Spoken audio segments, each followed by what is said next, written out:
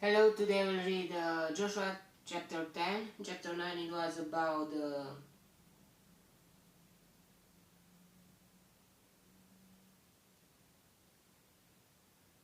Gibeonites and how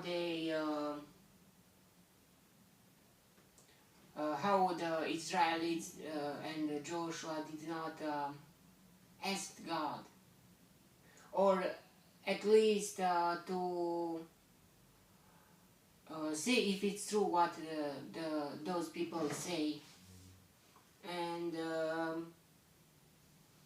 they were lied, but they didn't ask God. So you must always involve God into your life. It's especially when you don't know what to do, when you're not sure if it's true or not, if it's good or bad. Now let's read chapter 10 to see what's next.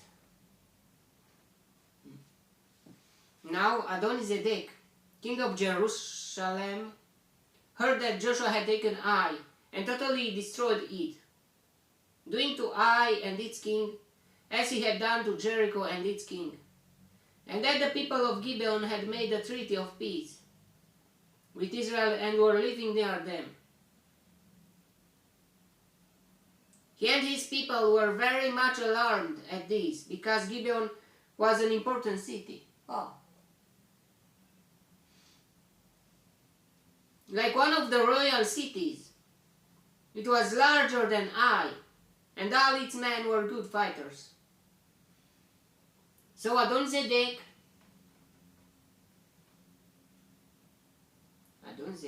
king of Jerusalem,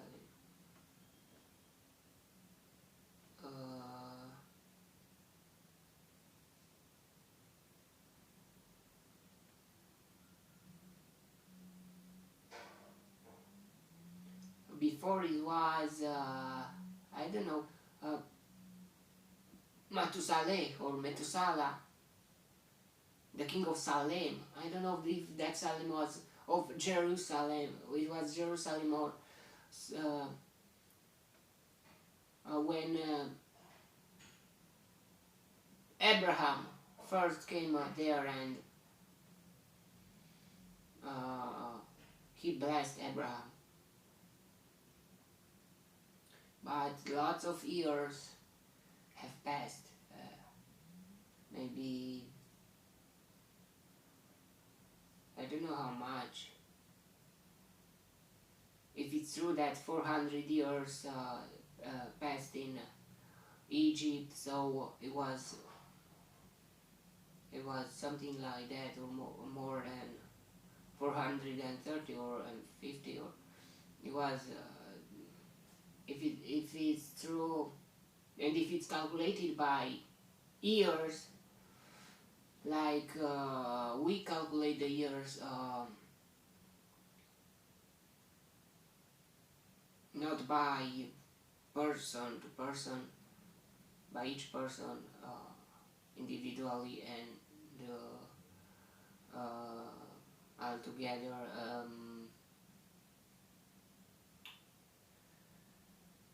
So it passed a few years, and look, Adonizedek should be killed because he was a Canaanite.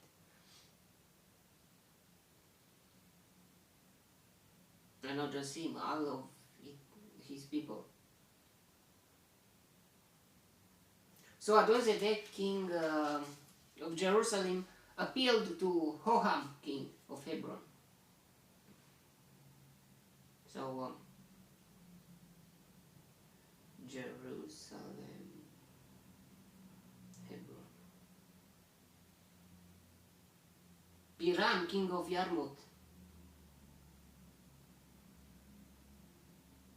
Yafia, king of Lachish. And Debir, king of Eglon. Come up and help me attack Gibeon, he said, because it has made peace with Joshua and the Israelites.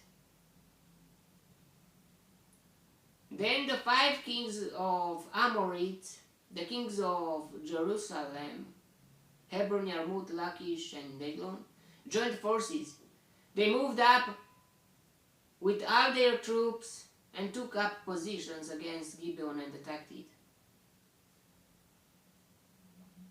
The Gibeonites then sent word to Joshua in the camp at Gilgal, "Do not abandon your servants.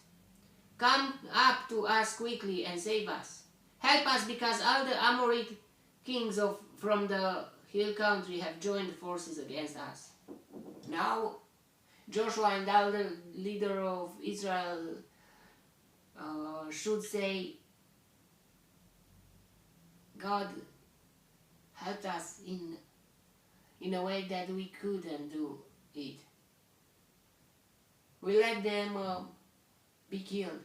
We don't involve, we don't kill them, but we don't protect them. We do nothing. And we just wait and see.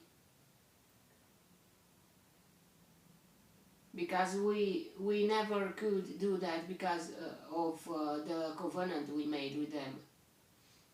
The oath, let's say oath, not covenant. Covenant it was with God. The oath made with them. But what is the Joshua and Israel leaders' attitude? Let's see. So Joshua marched up from Gilgal with his entire army, including all the best fighting men. Why did they do that? Wasn't it a good opportunity to escape from the Gibeonites?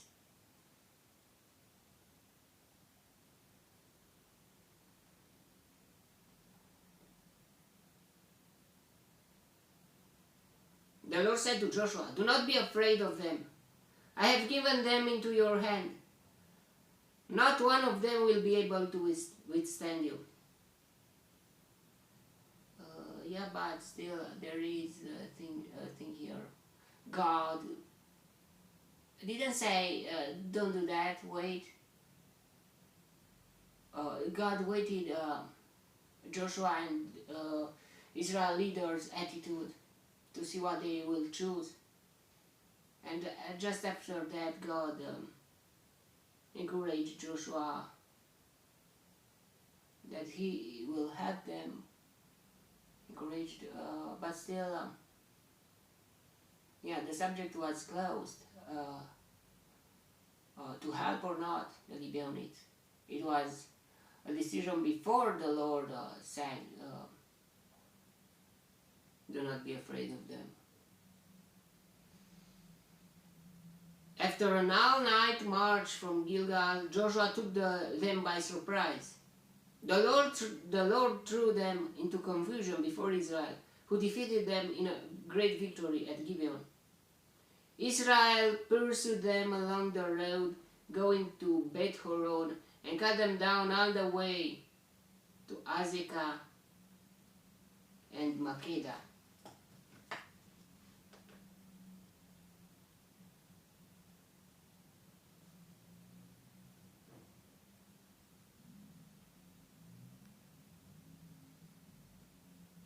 As they fled before Israel on the road down from Beth Horon to Azekah,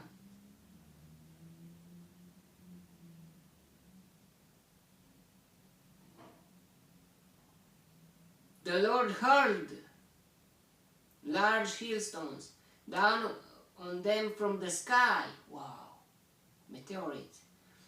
And more of them died from the hailstones than were killed by the swords of the Israelites. On the day the Lord gave the Amorites over to Israel, Joshua said to the Lord in the presence of Israel, "O sun, stand still over Gibeon, O moon, over the valley of Ayalon." So the sun stood still and the moon stopped.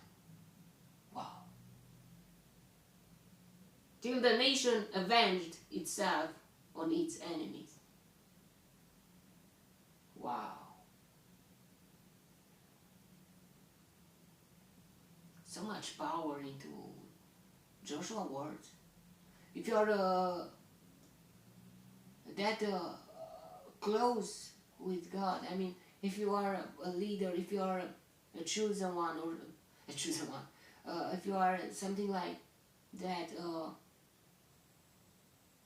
like we saw on, or we will see on Elijah, or what you say, what are you saying can happen. Lots of people lose into words like, in the name of the Jesus, in the name of the God, by the blood of Jesus Christ, or something like that. Yeah, that's the essence, but still, if you are a person with the God power is in you, you could just say, and it will happen. Yeah, you did not with your power, but with God power that is in you.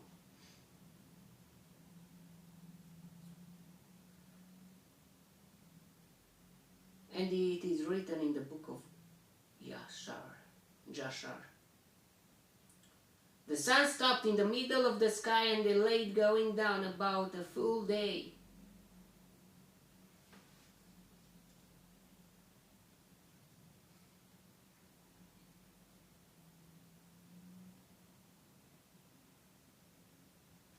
Wow, so much power into the words that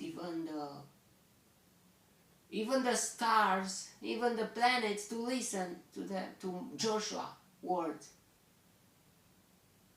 and to happen, because Joshua was with God, or more, let's say, God was with Joshua.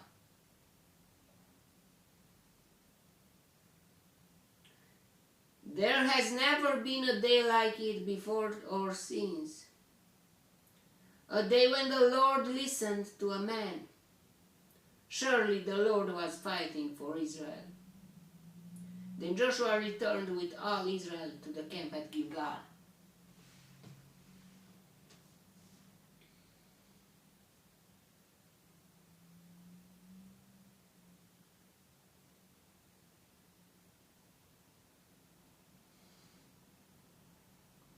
Now the 5 kings had fled and hidden in the cave at Makkedah.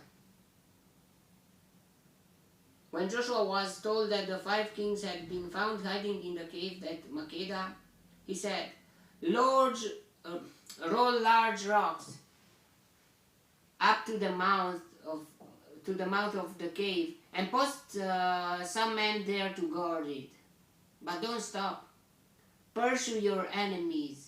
Attack them from the rear, and don't let them reach their cities, for the Lord your God has given them into your hand. Yeah, before that, even Joshua was with God. Sometimes, not sometimes, he should ask God about Gibeonites, and yeah.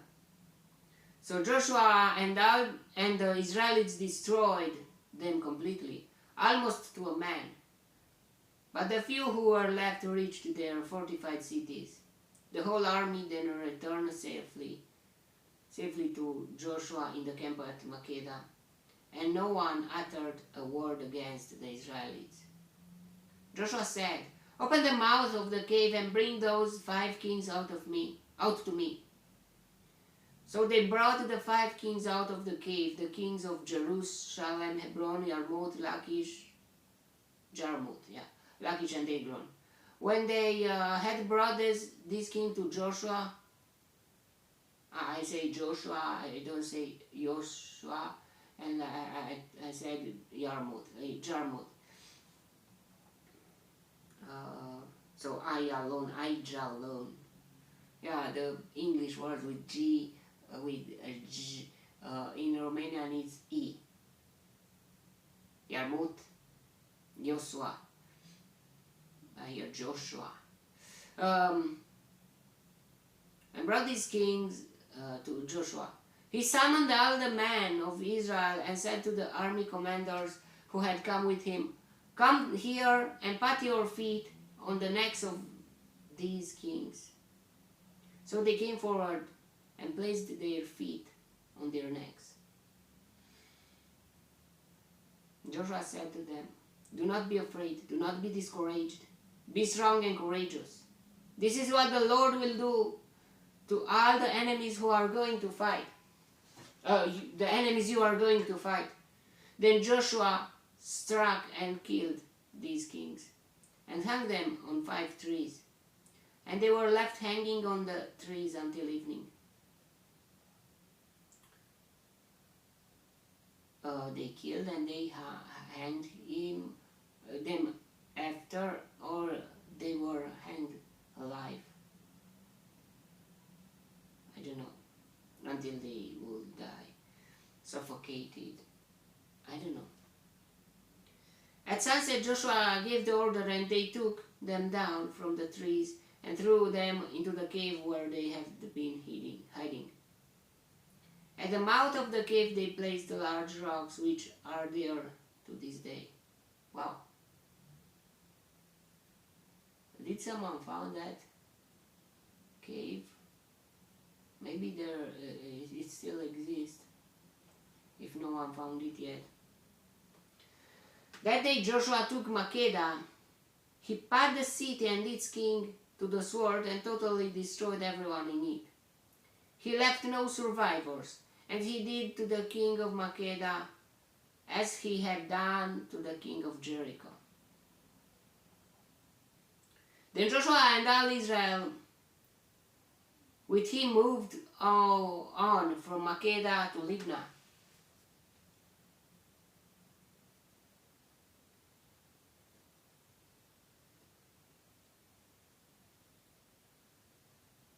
And attacked it. The Lord also gave that city and its king into Israel's hand.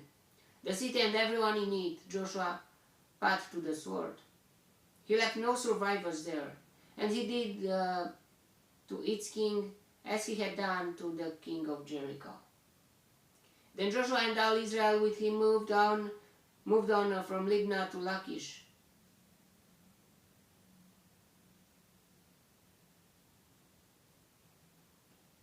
He took up positions against it and attacked it. The Lord handed the Lachish over to Israel, and Joshua took it on the second day. The city and everyone in it he put to the sword, just as he had done to Libnah. Meanwhile, Horam, king of Gezer, had come up to help Lachish. But Joshua defeated him and his army until no survivors were left. Then Joshua and all Israel with him moved on from Lachish to Eglon. So if he killed all the kings, now he wanted to destroy their cities and to occupy their cities too.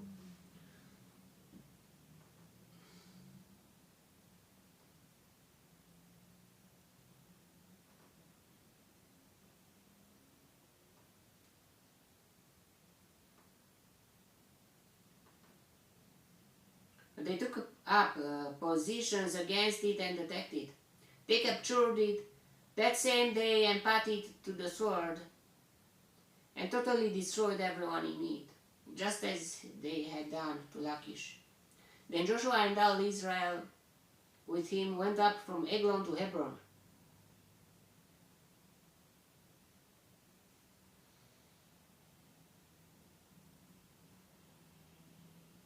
And attacked it. They took the city and put it to the sword, together with its king, its villages, and everyone in it. They left no survivors, just as that Eglon, they totally destroyed it and everyone in it. Then Joshua and all Israel with him turned around and attacked Debir.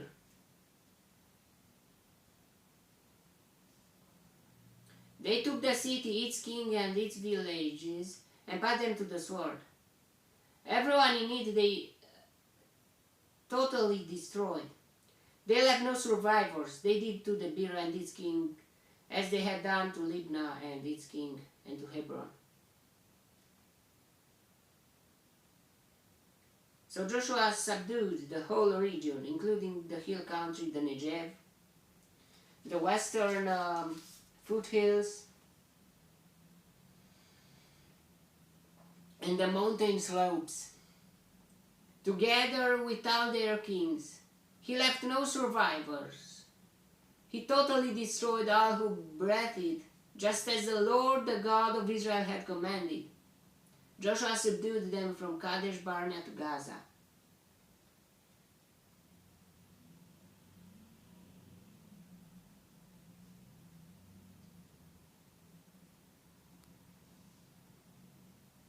And from the whole region of Goshen to Gibeon, or Gibeon.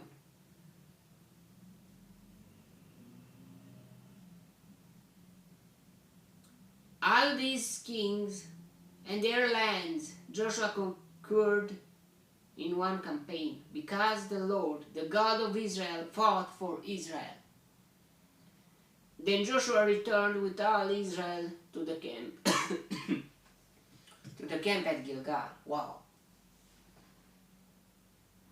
Just in few days, he destroyed so much. He conquered so much cities, and so much kings were put down. Wow. God was with Joshua and with Israel. Why? Because Joshua was with God too. If you are with God, God will be with you.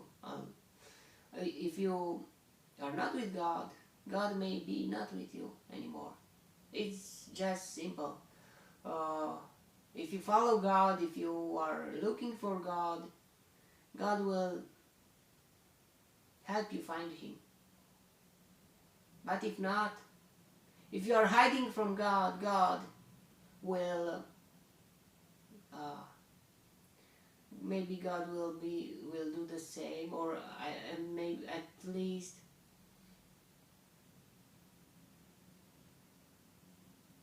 until you do not come to Him. God is a person. He will choose what He will do, but the best thing is search for God, look for God, and He will find you.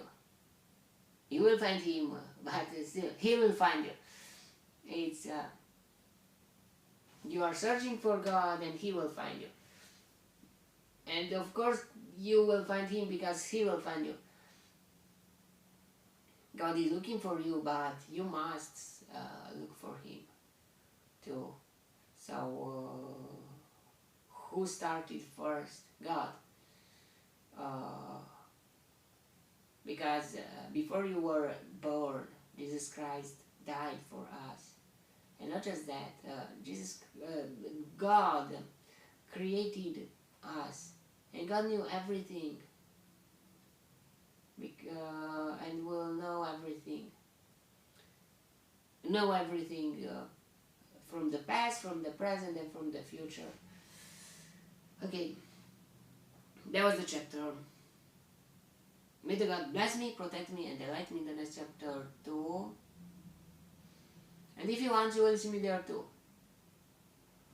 God bless you all, and goodbye.